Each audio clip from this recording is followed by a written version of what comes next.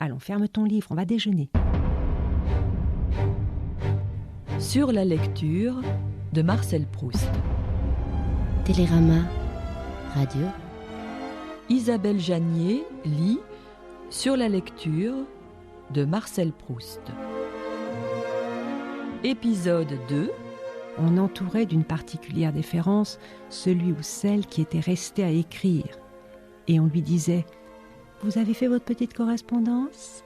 avec un sourire où il y avait du respect, du mystère, de la paillardise et des ménagements, comme si cette petite correspondance avait été à la fois un secret d'État, une prérogative, une bonne fortune et une indisposition. Quelques-uns, sans plus attendre, s'asseyaient d'avance à table, à leur place. Cela, c'était la désolation. Car ce serait d'un mauvais exemple pour les autres arrivants aller faire croire qu'il était déjà midi et prononcer trop tôt à mes parents la parole fatale « Allons, ferme ton livre, on va déjeuner ». Tout était prêt. Le couvert était entièrement mis sur la nappe, où manquait seulement ce qu'on n'apportait qu'à la fin du repas, l'appareil en verre où l'oncle horticulteur et cuisinier faisait lui-même le café à table. Tubulaire et compliqué, comme un instrument de physique qui aurait senti bon et où c'était si agréable de voir monter dans la cloche de verre l'ébullition soudaine qui laissait ensuite aux parois embuées une cendre odorante et brune. Et aussi la crème et les fraises, que le même oncle mêlait dans des proportions toujours identiques, s'arrêtant juste au rose qu'il fallait avec l'expérience d'un coloriste et la divination d'un gourmand. Que le déjeuner me paraissait long.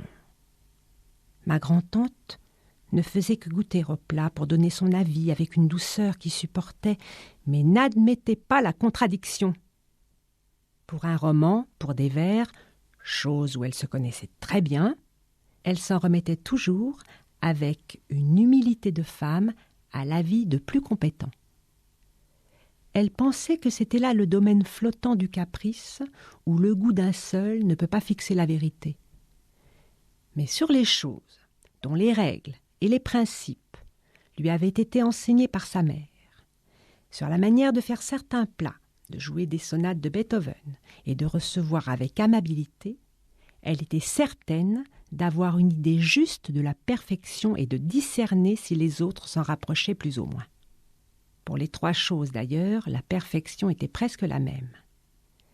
C'était une sorte de simplicité dans les moyens, de sobriété et de charme.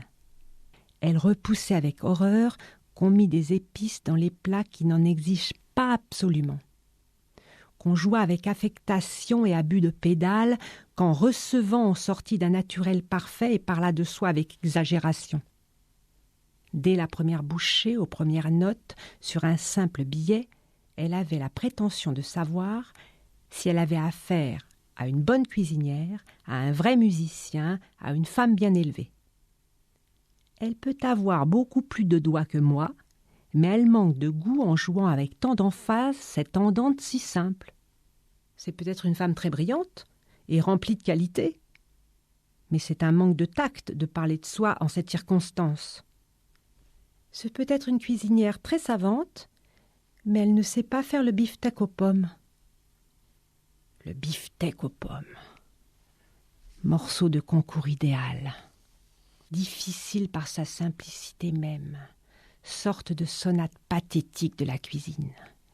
Équivalent gastronomique de ce qu'est dans la vie sociale la visite de la dame qui vient vous demander des renseignements sur un domestique et qui, dans un acte si simple, peut à tel point faire preuve ou manquer de tact et d'éducation. Mon grand-père avait tant d'amour-propre qu'il aurait voulu que tous les plats fussent réussis, et s'y connaissait trop peu en cuisine pour jamais savoir quand ils étaient manqués. Il voulait bien admettre qu'ils le fussent parfois, très rarement d'ailleurs, mais seulement par un pur effet du hasard. Les critiques toujours motivées de ma grand-tante, impliquant au contraire que la cuisinière n'avait pas su faire tel plat, ne pouvaient manquer de paraître particulièrement intolérables à mon grand-père. Souvent, pour éviter des discussions avec lui, ma grand-tante, après avoir goûté du bout des lèvres ne donnait pas son avis, ce qui d'ailleurs nous faisait connaître immédiatement qu'il était défavorable. Elle se taisait. Mais nous lisions dans ses yeux doux une désapprobation inébranlable et réfléchie qui avait le don de mettre mon grand-père en fureur. Il la priait ironiquement de donner son avis, s'impatientait de son silence, la pressait de questions, s'emportait, mais on sentait qu'on l'aurait conduite au martyre plutôt que de lui faire confesser la croyance de mon grand-père, que l'entremets n'était pas trop sucré. C'était Sur la lecture de Marcel Proust. Télérama Radio.